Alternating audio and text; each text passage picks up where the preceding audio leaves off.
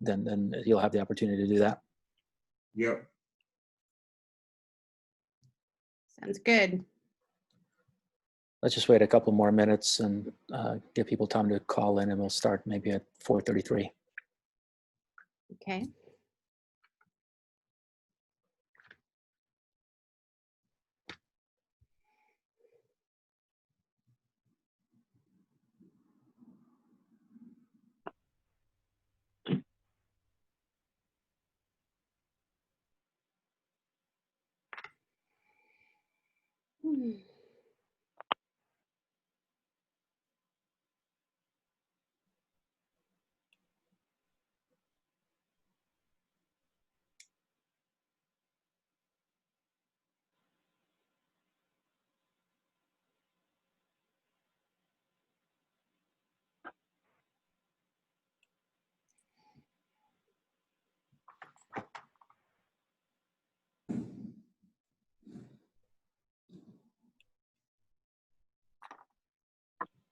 How is everyone today? Hi. Doing pretty good. How are you doing, Ann? Oh, hi, Yolanda. Good. Good. Nice to see you.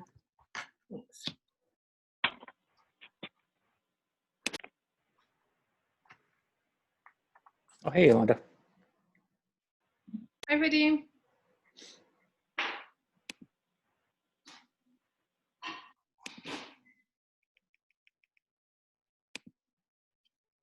Hi, Yolanda.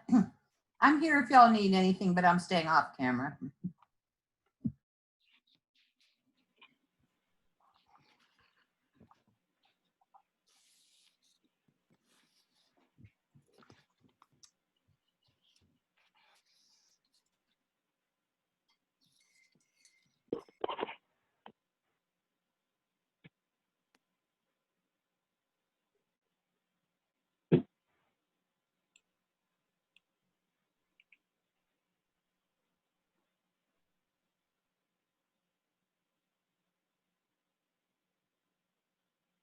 All right, let's begin.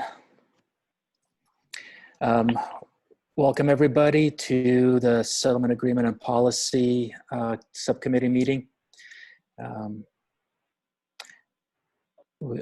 It's first meeting since Andrew has gone on to bigger and better things in a smaller and maybe not a better town, but it's a nice area. And so we'll kind of take this month by month and keep on doing the good work that has begun by the Settlement Agreement Committee. As just beginning here, I don't see too many new people on here, but let's just do a round of introductions here. So my name is Vadim Mazursky. I've been on PCCEP for a little bit over a year, currently the Secretary of PCCEP. The next person on my list here is, well, let's go with the members. Ann. Hi, everyone. Ann Campbell, new member to PCCEP. Thanks for being here with us. And Lakayana. Lakiana, PCCEP co-chair. Happy to be here. Happy to see all of y'all. Yolanda. Hi, Yolanda Salguero. My pronouns are she and her, and I'm on the Youth Subcommittee as co-chair.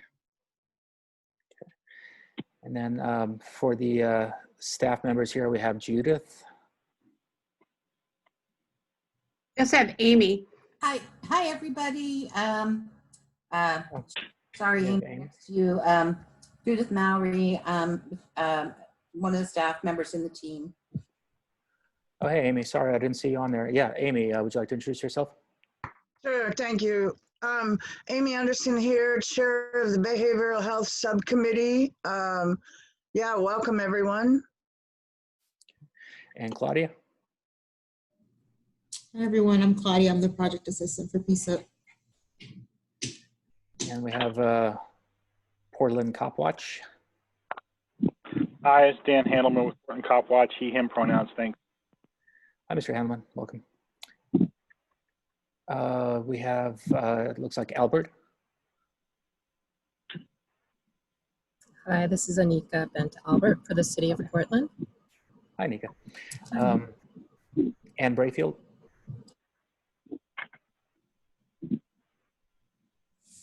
And Anna, you're on mute if you want to just say a couple words. Take off mute or we'll, okay.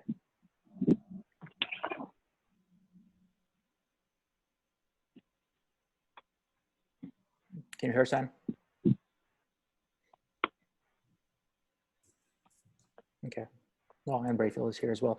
I think you'll know Ann. Barbara Rainish.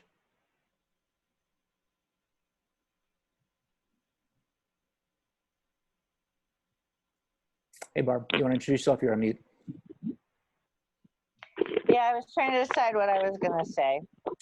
Hi, my name is Barb. I use she, her pronouns, and I prefer being called Barb and not by my full name. Anyway, citizen and applicant, I guess, and member or participant with Behavioral Health Advisory Council and Amy's right-hand man. Thank you, Barb. Barbara Obczynski. Hi, she, her, and Portland Cop Watch. Welcome. Leah.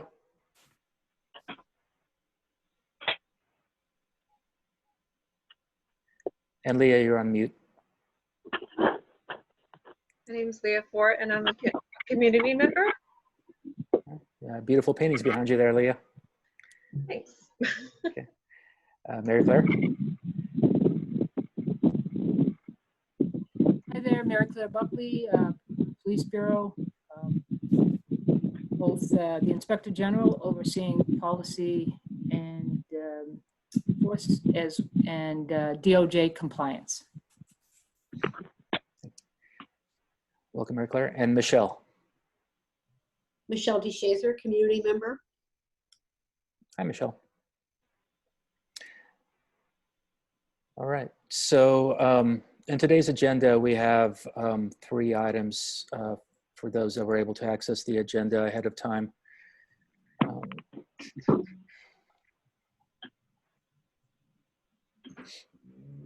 I just need 1 second here. Did we miss anybody in introductions? Does everyone introduce themselves that's here today?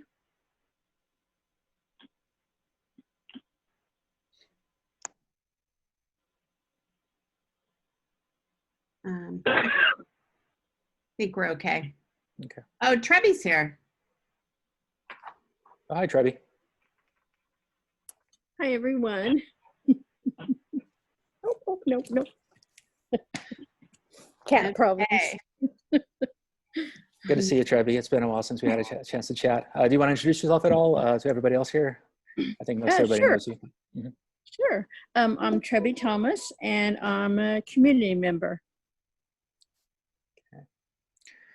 So today's agenda includes next steps for the Truth and Reconciliation Model, PCCEP inclusion in the city code, and a recommendation for officers to volunteer in the community.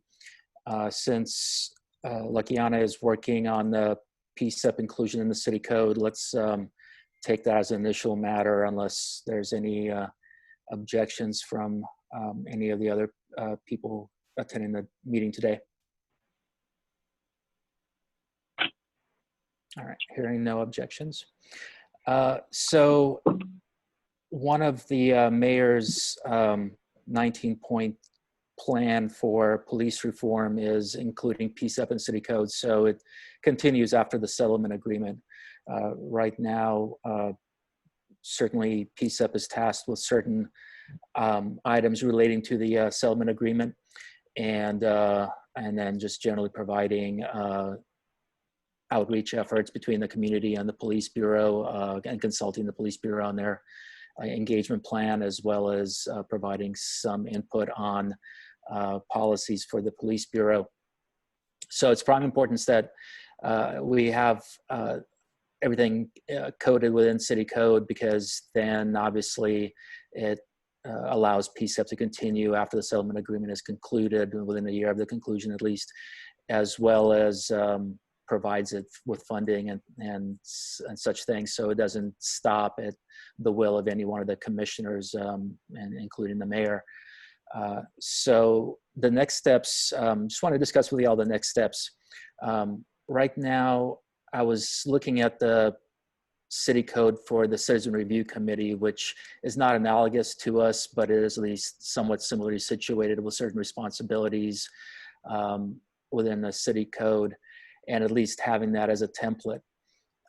There are other entities around the country that perform a similar duty to PCCEP, sometimes a little blend of PCCEP and the Citizen Review Committee, and I kind of try to look at some of those in the Bay Area and some other places where there's analogous community organizations, and just to get a sense of how they were codified in their respective cities. And so I was thinking of the next steps would be to reach out to the city attorneys and see who it is that's specifically involved in drafting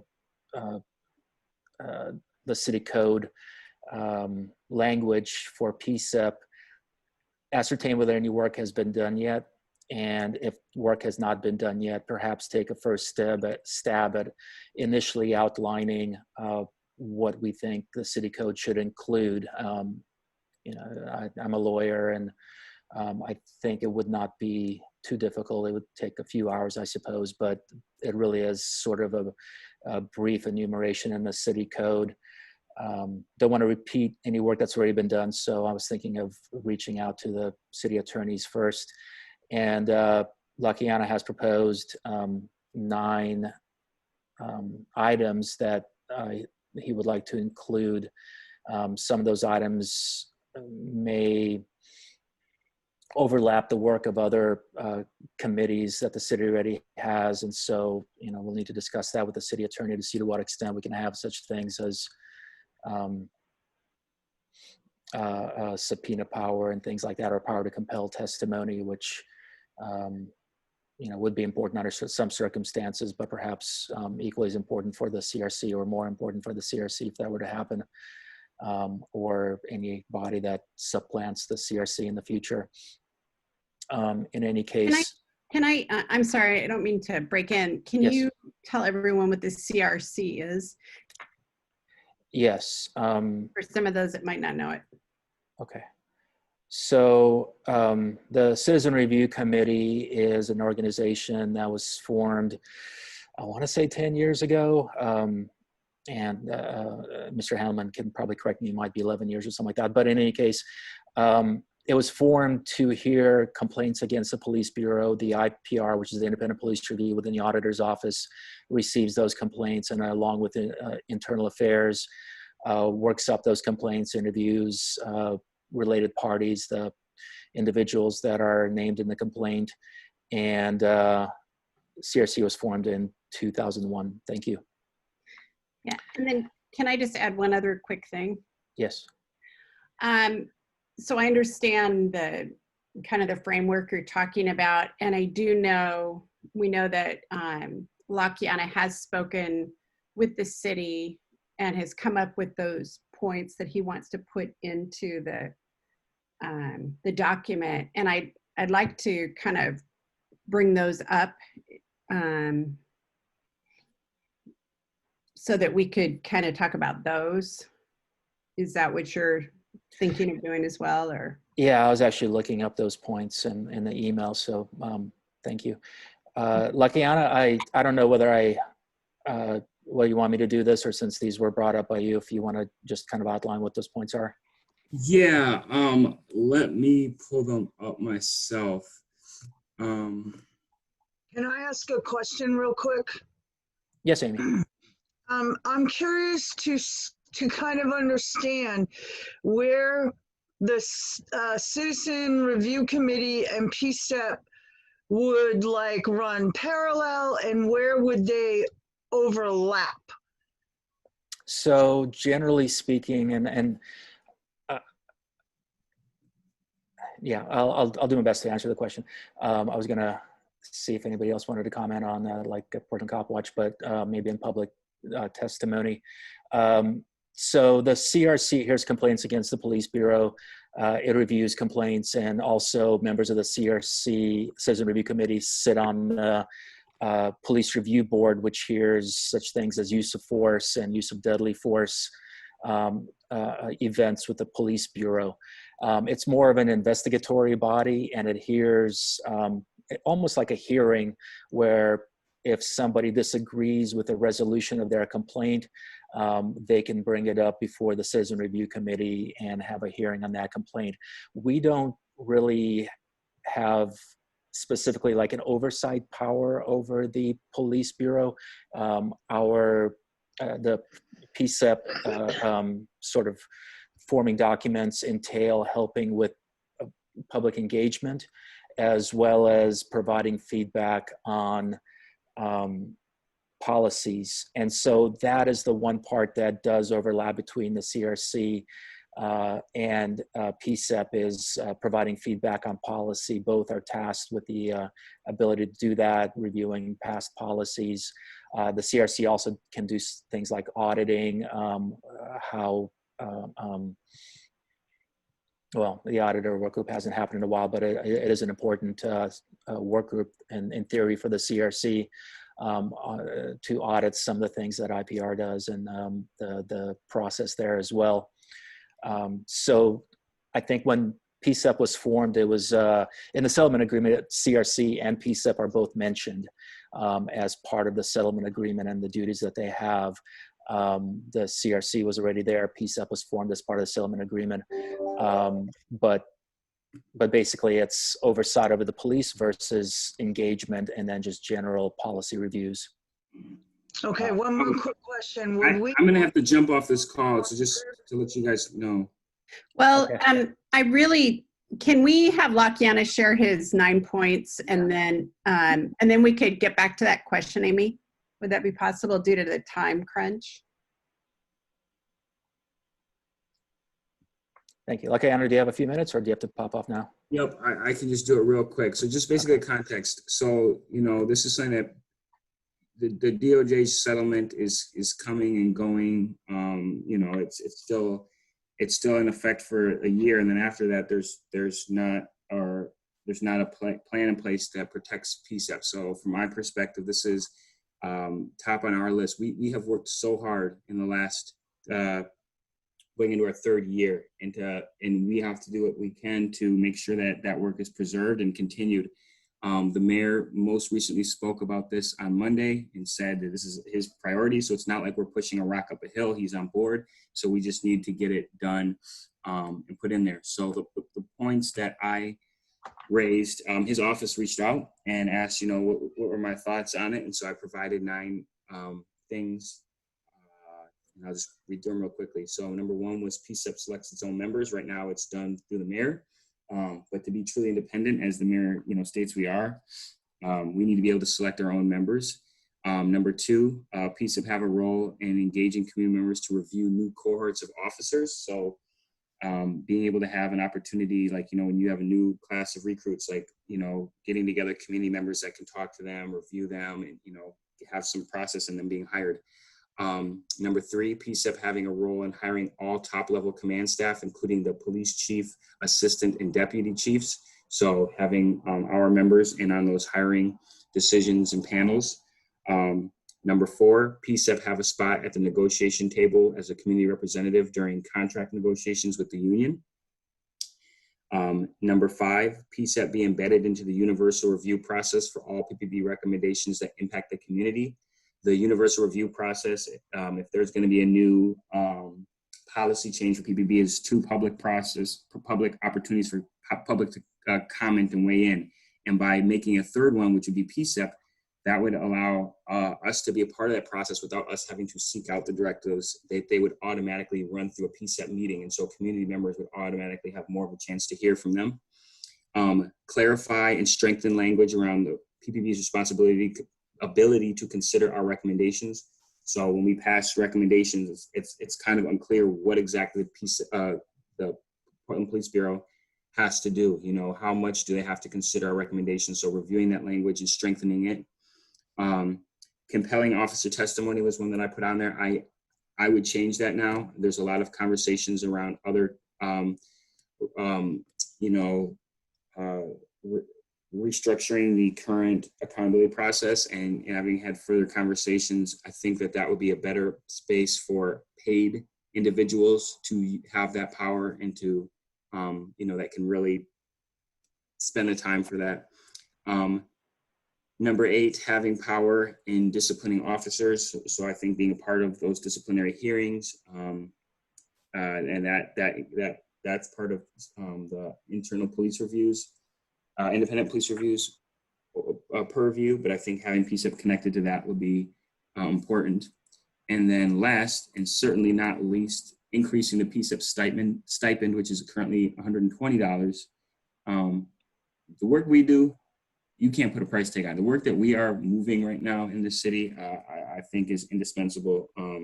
So, increasing that stipend for us to $500, though, would be very important. So I want PCCEP to move quickly on this process.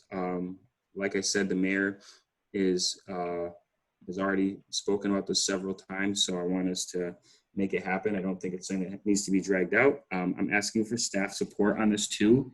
PCCEP can present these, but I think it will be helpful for the staff of PCCEP to work with the mayor's office and kind of get those logistics together. Like, hey, what's the timeline? What do we have to do to make this happen? Like, do we need to come testify? Can we get on a city council agenda in the next month and strike while the iron is hot? I just want to thank the mayor for continuing to publicly voice his support for this as recently as this past Monday. Thank you, Lakiana. I know that we talked about talking about this in more depth at our next meeting at the end of the month. But I'm just kind of wondering how we want to facilitate this moving forward. I know that time is of the essence, but I'm just kind of wondering about how you came up with the stipend amount, and in these times of tight budgets, I'm wondering if that's, I'm just kind of wondering about the thinking about that. Yeah, I just arbitrarily came up with it, to be 100% honest. I have, man, I don't care how tight their budget is. They need to find this money. We're doing too much work. They can find it. The same way we can get money for PPB, the same way we can get money for anything else. They'll find a way to get that money. That's my thoughts on it. And again, I'm all about fiscal responsibility, but this is not money that's going to be going to waste. So we would be wondering, do those individuals deserve it? Is it going to good use? Absolutely, 100% yes. Just my thoughts. Amy, you have a question? Yeah, first I want to make a statement that for folks on SSI, $500 would not allow them to participate because it would wipe out their disability. Number 2, I'm curious about some of the areas that you spoke of, and I was going to ask Mary Claire, can you kind of go over which one of those 9 items do you see as the most feasible for PCCEP? No, just the ones that you think we could really do. Well, I guess before I even get into that, Lakiana, just for clarity's purpose, you put these out and talk about the mayor's support. I think it's important for the member, for the community, for the committee to know, have you talked to the mayor directly about these 9 proposals, and is it your representation that he's already bought off on these, or just the fact that he's going to codify and these are ones you're going to propose? Yes. So, I spoke with Nicole and she took down these 9. So when I'm saying that the mayor is supporting codifying PCCEP, I'm not saying these are the 9 that. Right. Okay. So just so the committee knows, and ultimately the whole committee knows, that the city has not bought off on all these 9 recommendations. And can I just also add that I also would like PCEP members, if they have other ones they would like to add or change, like I spoke from my behalf as far as what I would like to see for the committee, but I think what I would like to see is the committee make a final decision, like these are the 9, or we want to alter them slightly or add or change, whatever. So yes, thank you for that clarification. Then I'm going to go back to my original question. Is this group going to be designed by a charter, by bylaws? How exactly is this codify process work when we're setting up like basically a new process? What's going to be the lead? How's the documents going to present? I'm unfamiliar with the process of codifying, so I'd like to know. I'd like to learn. Hi, this is Anika Bent Albert. I work with Tracy Reeve, the city attorney, and our office will be working with the mayor's office in this legislation. So that's my update regarding that piece. So Amy, what happens is a city council or the mayor has to promote an ordinance. Then he asks the city attorney to draft it. So Vadim, with all due respect, I think if you have your recommendations, that's one thing, but to draft it, that's the city attorney's job. Okay. And what they would do is draft what the mayor, directs them to do, and then it would come before city council for a vote as to whether that city charter would be changed in order to, make the PCEP a permanent institution of the city. Thank you. And I agree, Mary Claire. I think, there is some room to make recommendations, and, if they're certainly, we want to be involved in this to whatever extent possible, and we haven't heard anything yet. So, if someone needs to take a lead, we'd be willing to do that. But yeah, we'll wait to see what the city attorney has to say. Well, you need to make your proposal first. Okay, take care, The city attorney is not going to act until they get direction from the mayor as to which one of those recommendations he wants to include in his ordinance. And to Amy's point, there are issues with some of those recommendations that at least have to be reviewed by the city attorney. It's just not that cut and dry that you can just put somebody in the bargaining unit, for example, or whatever.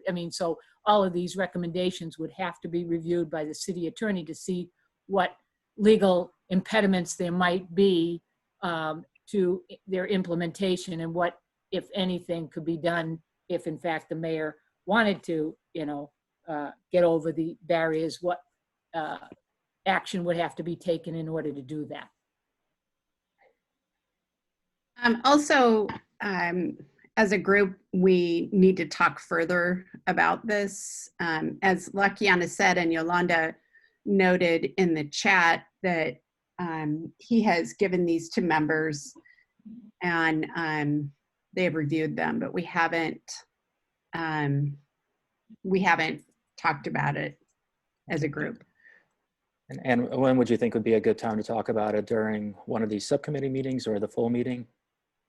Well, I think, weren't they talking about it at our next full meeting? Wasn't that? This will be brought up during the next full meeting as well.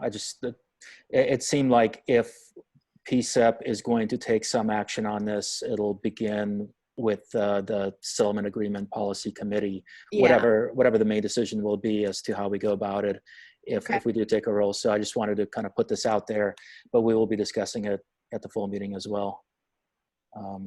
And then that's good. And then go from there.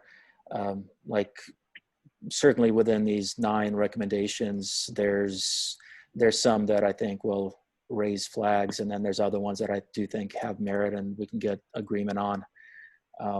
So we'll see. How would you like to proceed on that? I just wanted to hear people's thoughts on it at this point in time. So, we have both a few committee members here as well as the public. And now that we have the 9 points out there, let's just open it up to conversation as a whole. First, anybody on PCEP have any thoughts above and beyond what was discussed about the stipend? Any other thoughts about these 9 points? Looks like Amy has a question. Yeah, you must have been reading my mind. You have your hand raised. No, I did. have my hand raised for, but that's okay. Yeah, what I'm thinking that I would like to learn a lot about is in these recommendations, it sounds like some of them are getting away from the information contained within our purview within the settlement agreement. And so I'm thinking if we want to be kept as a committee, wouldn't it be kind of wiser to review some of those concerns or thoughts in the our material and kind of really move those forward as harder recommendations? There's a lot of good stuff in all of our materials that would make excellent recommendations, and then it wouldn't go outside our box, so to speak, of things that we've been told what we're going to do. Because I don't think they're going to want to rework PCCEP. That doesn't make sense to me. They might let us choose our own members and do a few other things, but wouldn't the totality of PCCEP remain the same in our charge? Vadim, do you want to answer that? Yeah, sure. It would remain generally the same. I mean, the reason that PCCEP was started is going to continue. It's just sort of the roles and responsibilities are really up in the air. So one would think that what we do now will continue as it currently stands. But it could also change. It could broaden, it could shrink. The office that we're under, whether it's under the mayor's office or under another branch of another bureau altogether, might change. So the codification it's fairly broad, so it won't be like our bylaws where everything is laid out, but it will have, you know, who we report to, what our responsibilities are, what is the responsibilities of the city in relation to what we do, as I understand things at least. So there's a lot of questions, you know, and it could be as simple as exactly what we do will continue. It could also change. Thank you. And I think there was thoughts clearly from Lakiana's 9 points of expanding the role of PCCEP, you know. Yeah, this would greatly expand it for sure. Yes. You know, some of these like disciplining officers and things like that's also involves the union contracts and labor laws, and there's certain things that are kind of will hit some other things that the city attorneys will certainly take into consideration, but yeah, it would definitely broaden it. Would there be any public comment? Actually, I have a quick comment. Yes, Joanna. It kind of goes along with more of, Vadim, what you shared. There's some policies and procedures that I don't think Lakiana was maybe familiar with before you wrote out some of these. So with PCCEP and the one that says, I have a role in hiring all top level command staff, including police chiefs and deputy chiefs, there's already a pretty good process for that. There's already civilians involved in that process, not necessarily obviously PCCEP civilians. So there was a couple of these that I just, I expressed in my response to Lakiana that I don't think Portland Police would like not include us in the process because the civilians are already involved in some of the hiring process. I don't have all my notes in front of me, but I'm just looking at it right now. And in terms of the disciplining officers, I'm not sure about that. Yeah, that was another one that I provided content on too. That with, I mean, there's HR policies too, so we don't have privilege to some of that information. Yeah, I don't know if there's probably other people on this call that actually can provide a better explanation, but there was just, I just wanted to reiterate that it's not as cut and clear as like the statement is. There's more complicated nuances to if this can actually occur. That's all. Thank you. Yeah, I agree. The universal review process, you know, things like that where we can have more of a lead time and more participation in that seems like we can have that discussion go a little further. There's certainly going to be a lot of pushback on, you know, such as the disciplining, especially with the, you know, IPR City Council currently having that role, as you know, with the police chief, of course, and the commissioner, but also the new city charter amendment that Commissioner Hardesty has proposed that would likewise be directly on point with that. So I'm not sure whether there's like a Venn diagram where that would all be possible and the circles would meet, but I'm thinking that's like a separate silo there. Nonetheless, it's, you know, certainly something to be discussed. And then yeah, that process for hiring is a very lengthy process. As Yolanda pointed out, there are civilians on there. I think it's like a month-long process, you know, several days where you have to be involved in interviewing and participating in various activities. And even if we had that, I'm not sure who would have the time commitment to do that on top of all the other work. That being said, maybe there is a role in that as well. So lengthy discussion for sure. Let's see, so I'll go down. Mr. Handelman, would you have any comments? Yeah, I raised my hand. I think there's a lot of things, as you just said, Mr. Committee Chair, that PCCEP is already asked to do, and they're not able to fulfill all of it. And I would point out that, for instance, the new report from the compliance officer came out a couple of days ago, and it's not even on your agenda as the settlement agreement subcommittee. And it's a very lengthy report, and it talks a little bit about the crowd control situation that's going on out in the streets. And I think that's something that PCCEP should be jumping into, but I'm hoping you have some time to talk about that today. But you know, that being said, this whole review of the oversight system and the power to compel testimony, the power to talk about discipline, those are all things that are already in the purview of the Citizen Review Committee, and I think that whatever happens with them and the oversight process, that should stay in that area. But the great thing that's happened in the last few weeks with the uprisings in the streets is that the PCCEP and the Training Advisory Council and the CRC are talking to each other and sharing ideas about recommendations with each other. And I think if that can be formalized somehow, and you know, perhaps what Ms. Salgaro was saying about the hiring of officers and all that, if you can share your knowledge and experience with the people who are already involved in these things, then you don't have to try to do everything.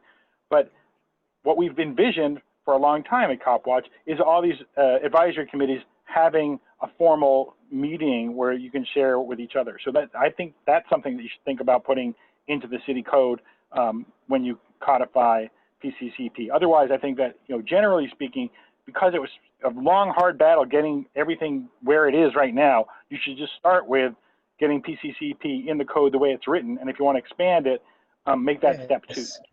Yes. Thank you, Mr. Handelman. And Michelle? Hi, thank you. I appreciate what Dan just said, particularly the idea of groups starting to talk to each other. And also, I'm always reluctant to, when there's an opportunity that comes up to bring in new ideas and change things, is to do them because you've got, like, maybe you have the mayor on board and he's willing to do it, and it seems like the expedient thing. So, but I hear what Dan's saying about if you've got something that's likely to be moved forward in you know, an ordinance and a changes to the city code, this might be the time to do that. I am concerned, though, about a couple of things. And one is, well, I'd like to see that, I know, Vadim, you said that you had looked at some other jurisdictions and stuff, and I'd like to see what those materials are, what you've discovered through that. I'm concerned that just from an outside perspective, like so many of the advisory bodies that the city has, is that so much of the work is expected to be done by the volunteers, and I don't see that there's really adequate staffing that allows things like, you know, to find the minutes, to find materials, to be able to become engaged with the process, and then therefore actually want to become a volunteer because you're able to figure out what's going on. So I would really want to think about how can things be written in such a way that some staffing assurances would be in there. The other thing is that, you know, PCCEP was, you know, first it was COAB, then it became PCCEP, and it was structured by the framework of the settlement agreement. And now there's an opportunity to do things differently. And so, and it's, you know, intended to be something about community engagement. So I appreciate this idea of, if we can get something pulled off, do it now and then maybe work on it later. But I also am really concerned that if there is not some community engagement between now and the time the mayor would bring something forward for a vote, that it will just appear to be another, I like to call them done deals, where it looks like people in certain positions have the power to engineer things and get them the way they want. And then the people that have been particularly most affected by what's happening with policing in this community really have not had an opportunity to say what it is that they want the body to be able to do and how they want to engage with it. So let me look at my notes. I think that's about it for me. Thank you. Thank you, Michelle. I appreciate those points, and we do need more discussion. I agree with you once we have some specifics about that. And Luciana has put it on our main schedule as well, so I'm not exactly sure what that time will be committed to. Probably a similar discussion as here, but we'll certainly reach out and see where things stand and what the main elements right now are in the plan that will be codified. And then certainly have it before the public as well. And then Barb, you had your hand up for a little while and then it disappeared. Did you want to say something, or should I just go down the schedule or the agenda? I can say something, but Okay. I realized how much time you guys are sort of over. It makes sense to ask for things that you're more likely to get. And then try to slip maybe one other thing in there, because if somebody looks at that list of 9, they're just going to be like, no, no, no, no. And before they even get to number 9, they're all no's. That was one thing. And I'm going to save the other thing for later. Okay, I agree. That's why we need to kind of prioritize things and then make the recommendations in a language that could be incorporated easily if we were to do that. So by our next meeting, probably we'll have a plan going forward. But thank you everybody for your input. The next item in our agenda is the reconciliation model, truth and reconciliation model. And this has been proposed for quite some time, at least since I've been on PCCEP and certainly before that as well. So we passed a recommendation during the last full meeting asking all parties involved to start working on it directly rather than discussing the prospect of working on it. So I was hoping we'd at least have a discussion here as to what the next steps could be. My view is to do some research on what reconciliation models have been out there, and then propose a framework by our next meeting as to what perhaps the scholars have recommended, what has worked in the past, whether it be South Africa or elsewhere, and outline the main points, and then reach out to the mayor's office as well as Portland Police Bureau and start discussing those points in meetings so we can have something within the next 6 months as a framework to actually effectuate. What do y'all think about that timeline, or just generally? Anybody from PCCEP?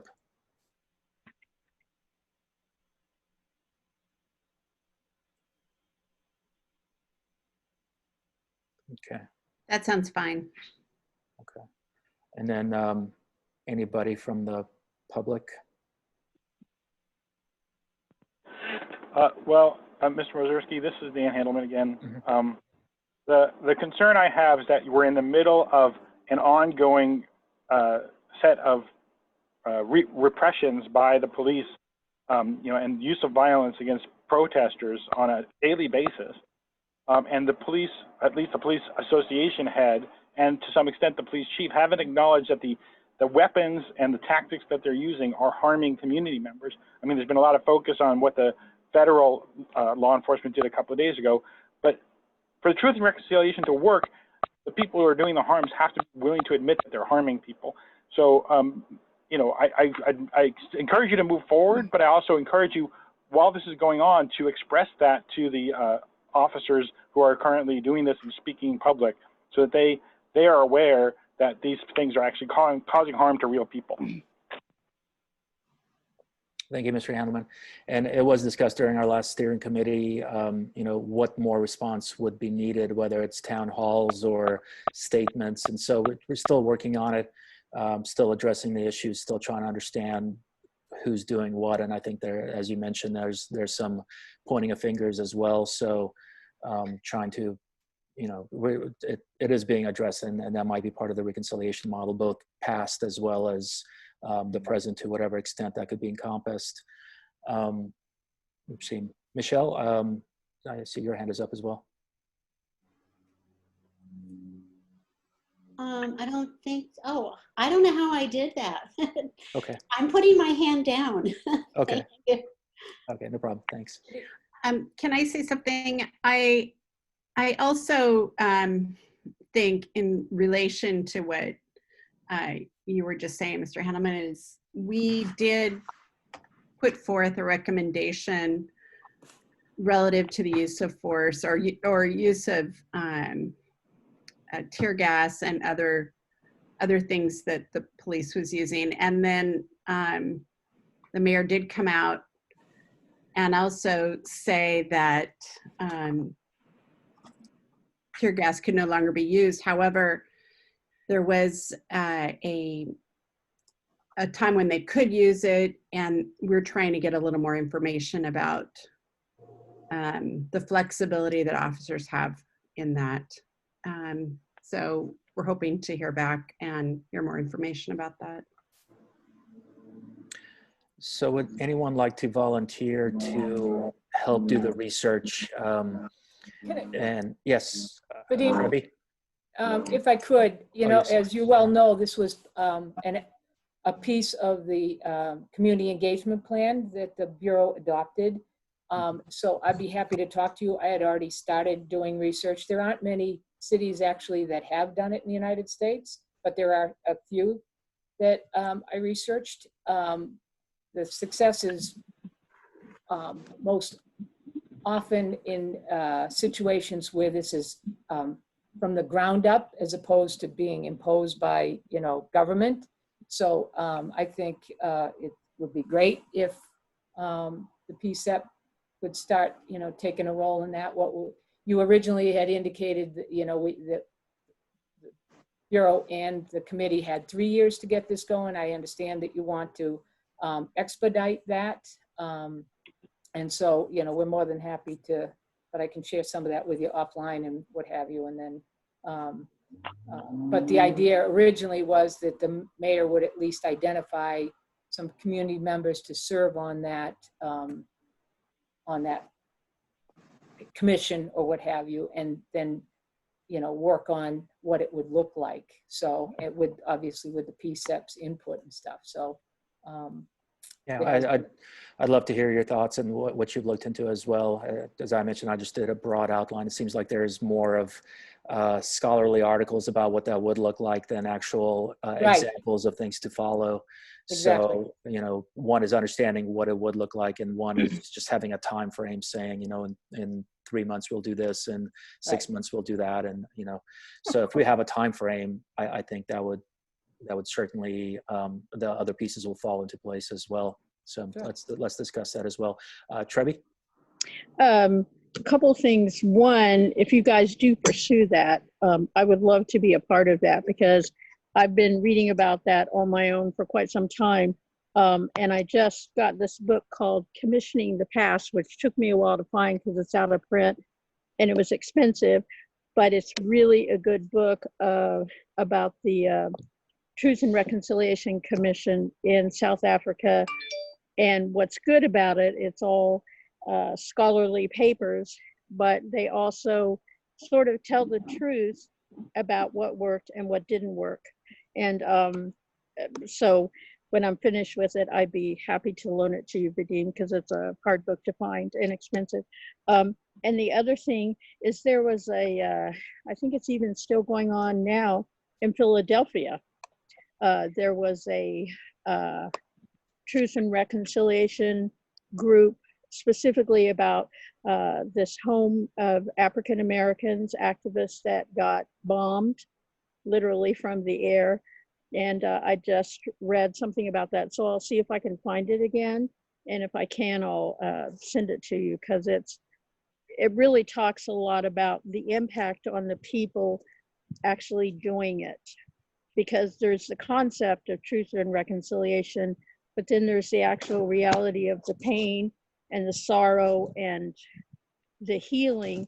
And it seems like to me, some of the articles I've read, people weren't really prepared for that. So I think it's really important to think about that as much as you can. How do you make that healing and caring for people? Because a lot of people, like in South Africa, when they would tell their story, by the time the story got to the commission, it went from, say, like 5 pages of their most intimate details to just a half a page. And it ended up creating hurt for a lot of people. So I think it's something, when you're asking people to be vulnerable and to look at healing, you really have to do it in the most thoughtful of ways, because it can create more hurt. So, I really encourage taking time on this and really trying to understand what is the best way that now, having not done it, to make sure that people don't get hurt from it. Yeah, that's a valid point. Really interested to hear what that book has to say and learn more about that. Thanks, Trevi. Yeah, and any of the other ones I get and things, I'd be happy to share them with anyone. Yeah. And Trevi, I think you have my email. Well, you certainly have the government email address, but let me know, how we can talk about it later. Yes, I would love to talk about this, because this is something I've been working on for a couple of years myself, thinking of ways to do it.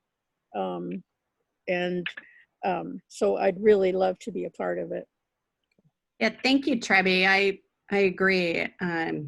Moving forward with the, keeping do no harm in mind when we're putting this together is very, very important.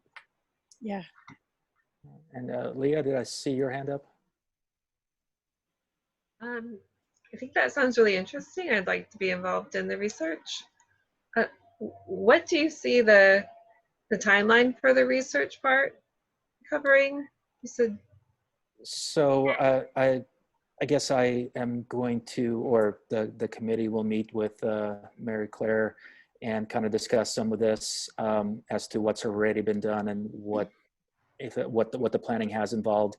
And then by next month, I'd like to just have a general layout of what the structure would look like, perhaps, or what the recommended structure might be like, what's worked, some of the issues that Trevi has raised as well about the impact of having something like that. And then perhaps just a general outline of when the next steps, timeframes, and so on. Mm-hmm. Okay, yeah, I'd like to help with that. Okay. Just if we could get your email, we could communicate with you on that and our process. That'd be great if you could put it in the chat or email it to us privately in the chat. Yeah, I'll put it in the chat. Thank you. Okay. And I thought I saw Yolanda on there, but I think she was leaving, so that might have been it. Any other public comment? Yes, Barbara? Hi, so I'm wondering what the intention is. Is it for emotional healing and everything? Because I saw a video of the one that happened in South Africa several decades ago. And it was very powerful. I just saw a piece of it. But then I read an article by a Black South African who said, it was all well and good. They found out what happened to their families, which is what they wanted. But basically, the structure hadn't changed. And I was wondering, is there any way to, see, I don't know about these things. I might be overly idealistic. Is there some way to do it so that it would result in some improvement in how the police act or something? Thank you. I mean, I don't know if it's possible. I just, you know. That, everything's on the table at this point in time. I need to do my own research as well to see how focused this would need to be, and how focused it would need to be, and what kind of models are recommended for the reasons that these were outlined both in the public engagement piece as well as the recent recommendations. So I agree. This could encompass more, or it could encompass some of the past activities. Mm-hmm. I mean, it might be that when you're doing a truth and reconciliation, that's enough, and you just do that. But then have a next step or something. It might be having everything together might diminish it, because the emotional impact is very powerful. Yeah, exactly. But this will be an ongoing conversation. So, yes, Trevi. I was just going to say, one of the components, I've been reading some things by Desmond Tutu. You really have to, with this, create a way in which there's forgiveness, where you draw that line of hurt, balance the imbalances, and maybe out of this, there comes a way where something can be created so that it's ongoing. So if someone has an issue with the police, not necessarily, you have all these other groups where they decide how the police get disciplined, and the focus is on the discipline, but maybe something can come out of this where the focus is on healing and understanding, and which would be something entirely separate, where it would be a way that people could talk. I think about, there's a woman that has in the past come to PCCEP meetings who lost her grandson, and she's in a lot of pain and trying to get answers. And this has been going on for a few years for her. How do we address that as a community, and also as a police department? How do we address that together, so that there can be some healing for that person? And so, and like I said, typically it's about discipline as opposed to healing, and the component there has to be forgiveness in it. Okay. And that really does, everything I've read, that's really what lets people be free of the pain. Thank you, Trevi. Mm-hmm. Okay, let's move on to the next agenda item. So I've heard from both community members about the need to have community policing. That means various things, but actually having police members in the community, and instead of totally an enforcement aspect where a crime has been committed and they arrive, but a general presence, so they understand the community feels comfortable with the police officer and has better understanding of what the police are doing in their neighborhoods, and who's doing the actions. And I've also heard from the individuals from the Portland Police Bureau about that same desire, but also time commitments. And one idea that was raised was to encourage officers to volunteer in the very communities that they serve. And I believe this was also something that was mentioned in President Obama's foundational documents for 21st century policing, is having that sort of presence there. An interesting topic, an interesting suggestion I heard was to perhaps have a number of hours of volunteer time actually be sort of counted as comp time or something else. So police are receiving credit for doing the volunteering, encouraging the volunteering as an option, but encouraging the volunteering in exchange for their normal work hours. So up to like 5 hours a month is the number that I heard of police members being able to utilize such time in volunteer capacity, where they're not in uniform, where they're out there helping boys and girls clubs or basketball leagues or something along those lines, and being in the community as a community member, representing the police in some ways, but also getting to know the community. So I just wanted to open that up generally. I thought it was a great idea. I know police are committed with their time and the hiring is going to be curtailed and all these other things. Having said that, though, do you all think that this is feasible, and do you all think that this would benefit people both from the community and the Portland Police Bureau? Let me first open it up to, there's a few raised hands, but any PCCEP members? I'm wondering what that would look like. I wonder, Mary Claire, if you could comment on that as it relates to. I guess, Vadim, you know, it comes across as if this is something that isn't happening right now. And I guess I would ask you, before you make a recommendation, maybe to inquire as to how many Bureau members actually are volunteering their time right now. I mean, this is not news. Our members are, are also citizens of this community, and they, do lots of things just like everybody else does. They coach, they, engage in lots of different volunteer things. So this is not something that, is new news at all. And I wouldn't, I wouldn't want you to make it seem like there's no recognition that this is already happening. And so maybe, if you want, once again, then there's, like you said, other issues in terms of the hours they've spent and the fact that, the Bureau just lost umpteen officers as a result of budget cuts. So, they also have, those considerations would have to be taken into account as well, in terms of, 5 hours a month that somebody else, that they wouldn't be doing the job that they would be paid for. So, there are implications for both, in terms of contracts and staffing and things like that. So it sounds great, but number one, I think there's a lot of people that are already doing that on a, a regular basis, just because that's who they are. And is there a way, sorry to interrupt you, is there a way to get those numbers? Because we have heard that a number of times in our listening sessions that the community would like officers to be more visible in a community way. Yeah, but when you, but they don't want them to wear their uniform. So how do they, they may be already out there and the community member just doesn't know that they're a police officer, for example. A lot of people aren't going to say, I'm a police officer when I'm coaching my little league or my kids' soccer or the football team or whatever.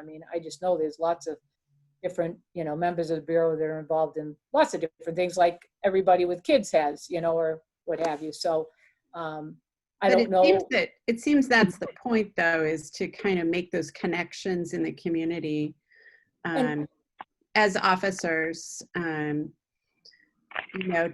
to kind of build the trust and the relationships.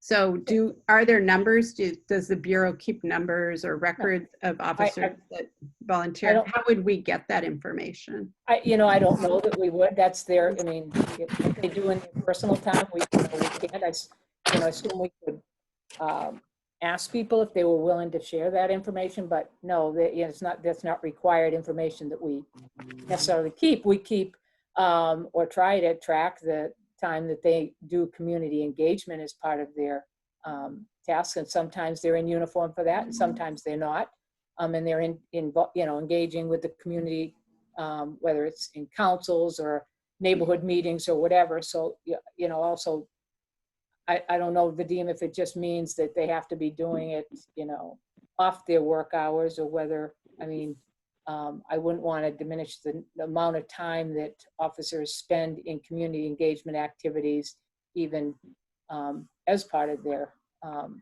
job. There's lots of things. At one point when I started this job, there were over 350 different, organizations that the Bureau had something, engagement with at various, whether it's the Rose Festival or this or that, Yeah. And I know that there's that app where people actually keep track of how much time they're spending as officers out in the community.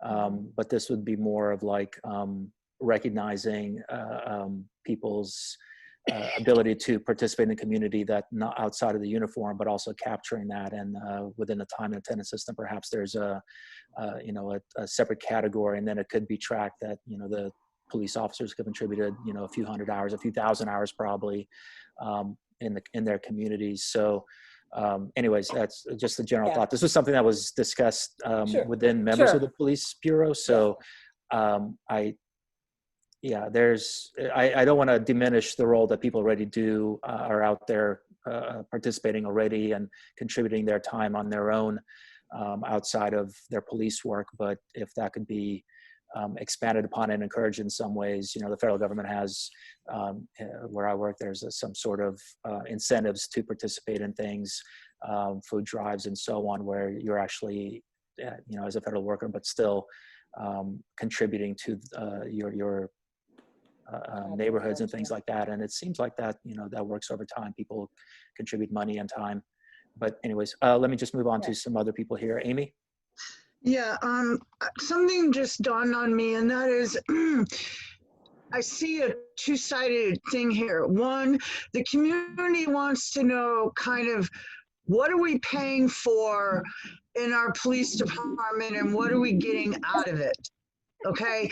Number two is, I'm just sitting here wondering if we could generate a survey listing like common volunteer activities and just see how many people are willing to say, oh yeah, I do this, without names, just a point survey saying, we're really curious as a community and as PCCEP as to, what kinds of things you're involved in on your off time, or what do you like most to volunteer for?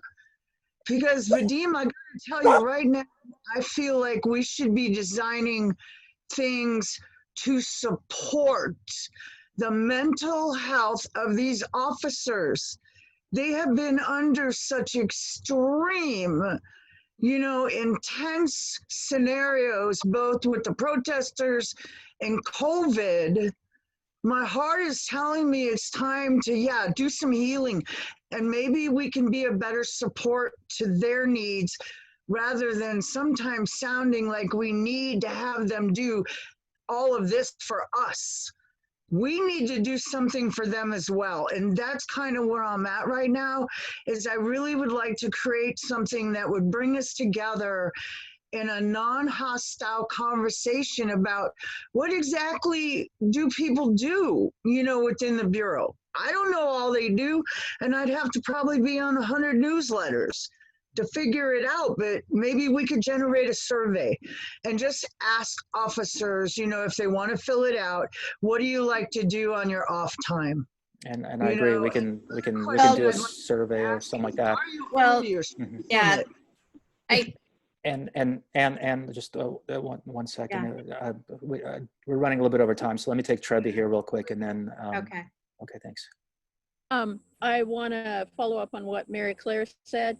I've been to a lot of events, the Breaking Bread events, where there's like 100 police officers at a time. That's on their time, engaging with the community. I have been to quite a few events that were put on by the gun violence reduction team. I've been to basketball games. I've been to meals. They took kids in the community to the Blazer game, and it's very organic. I mean, the police officers that I know, which are a lot, I'd say almost every single one of them does some kind of volunteer work. In fact, I know one that he and his wife regularly have been buying groceries for people for 2 years. They don't have kids, and so I really want to let you know that this is just my experience. I probably know by face and name maybe 100 officers, and they all do some kind of volunteer work. In fact, that's where I've met a lot of them, is at these kind of events. And the other thing I wanted to say is when Chief Lavelle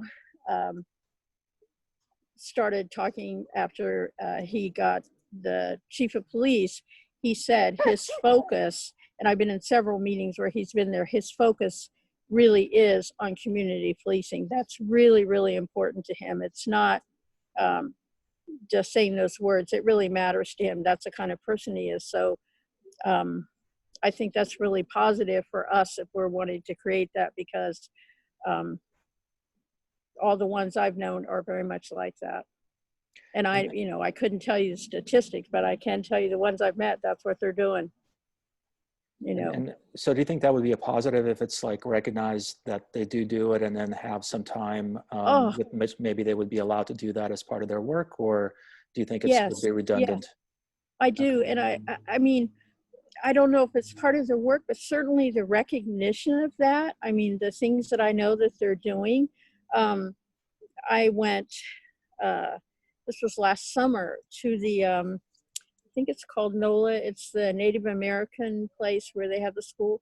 The whole gun violence reduction team was there, and they spent the day there, and they played basketball with these kids, and just the love. And then they had a big meal together. I mean, I think that would be wonderful to recognize that, because that's really there.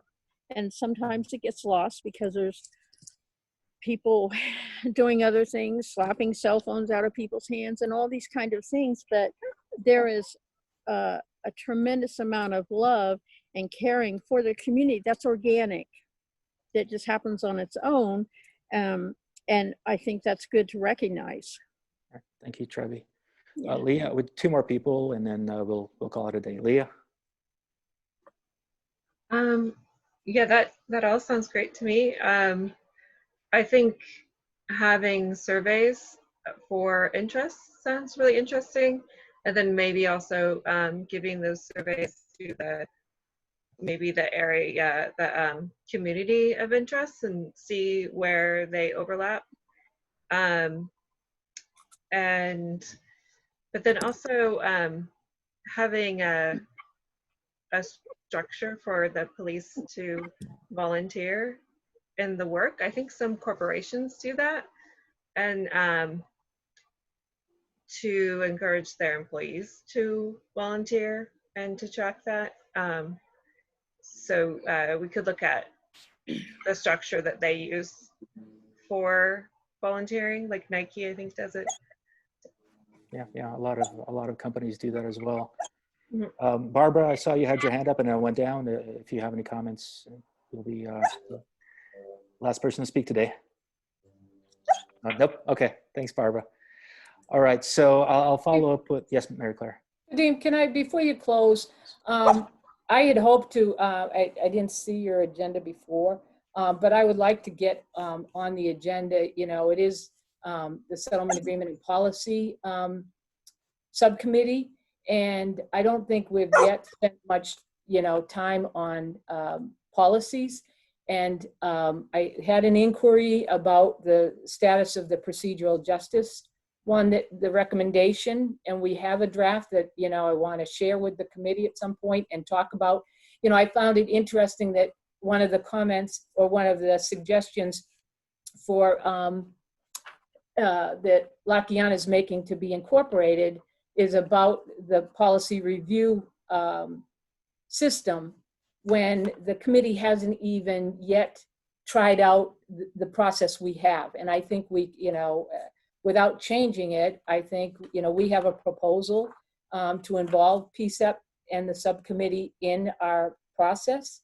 And so before going off making a suggestion, I think it would behoove you to, once again, work with us, see if, our system, which, like I said, we have a proposal here that we would, meet with this committee quarterly, if that's what you chose, to give you an update on the policies. We would present routine updates on where we are with the policies. It's a spreadsheet that shows what policies are being worked on and, where they stand and what the timeframes are in terms of whether they're put up for universal review or their second review or executive reconciliation, which is the process in between the first and second, where we take the comments, we incorporate those that are appropriate, and then put out another draft. So I think there is, ways that, we can, work together, but making a recommendation before you've even given us, or had an opportunity to try this system and work together on some of these policies, I think, you know, is premature. So we do have the procedural justice. If you want to wait till next month, I know that Marcia had written asking where it was. So, but if obviously we don't have time tonight, but if we can make that an agenda item for next committee, I think it would be, you know, a good start to show that, you know, what the Bureau has done with your recommendation. You know, people say we don't know what goes on. Well, you know, here to tell you, we're more than happy to keep you apprised of, you know, all the things that, you know, where we are on all these different recommendations you make. But, you know, it takes time to develop policy, and frankly, you know, the policy team has been taken away recently because of the changes at the state legislature and things that are going on in the street. We've had to turn the focus away from developing new ones to revising the ones we have, such as, you know, making sure that the word chokehold, you know, that the prohibition against chokeholds is articulated more clearly in our policy. It's always been, you know, disallowed in our policy except under deadly force circumstances, but we want to make that more clear. So, you know, I want people to understand the system. You know, policy making isn't something that you do overnight. My policy team ends up, you know, when we took your suggestion, then they do research around, you know, the country to see what other cities might have, you know, policies in this regard. And interestingly enough, you know, it's a dearth of procedural justice policies in police bureaus around the country. So this is sort of unprecedented that we're, you know, developing this one. So, you know, Baltimore has a draft and we looked at that, but, you know, there's all sorts of work that goes into these, and would be happy to share with you and then invite you to, you know, contribute to that process as well. So. Yeah, I appreciate that. That sounds good. Do you want to just email it to me and Amy and Yolanda? I'm not sure exactly who's on the committee at this point, but it might be those 4 individuals. And then yeah, I just want to make clear, I mean, we were prepared. I had sent it to Judith today, so if it came up tonight. The only thing I would caution is this is a first draft. It hasn't even been, you know, frankly, we met with the chief's office this morning because that's part of our process. Is once we develop a policy, it obviously has to, be, you know, be reviewed by the chief and his executive staff. So we have a policy team once a month. And so we brought it to them this morning, and they, you know, authorized me to bring it to you, but with the caveat that this is the first draft. I don't want people, when, you know, if it gets out on the PCCEP website or whatever, thinking this is, you know, a done deal. It's not. It's just the first, you know, start at it. As I said, the city attorney hasn't even played their role yet in terms of looking at it. We just wanted to get you in at the outset because you suggested the policy. So as long as everybody knows that whatever we send, I mean, it's got draft all over it, but it's not anywhere near. Do you want to be on the agenda for our next meeting and talk about it? You could get it to us in advance and we could give it to members, and then people could review it. Yep, and then that would be great. Okay. And then I think that, you know, I would ask you to consider whether there's a time at every meeting that we either update you, or every, you know, quarterly meetings or whatever. If you want to be involved in the policy piece, then there has to be time in your agenda to, you know, get an update and to give us feedback and whatever. And so we're, you know, seeking that, welcome it. And so just want to be able to institutionalize some process. So sounds good. Mary Claire, so I can send it to folks? I would just send it to the members of this committee. Okay. Also, I have a question, which is, well, just a suggestion is when people are sending things back and forth about PCCEP, please CC Theo or Claudia or me or all 3 of us, because it's really hard to keep track of what's happening. And, you know, I'm hearing a lot of comments about there not being enough staff. There's a lot of staff on this committee, but it's also a lot of confusion. So if you keep us in the loop, we can do a better job of staffing the committee. Thank you very much. All right. All right. Thank you very much. Appreciate everybody. I look forward to working with some of y'all on the issues we discussed, as well as looking forward to a partnership on the policies with Mary Claire and her staff as well, and the policy people. Y'all take care. Have a good day. Thank you, Talk to you everyone. soon. Love the background, Jared. Take care. Bye, everyone. Bye. Bye. Bye. Mhm.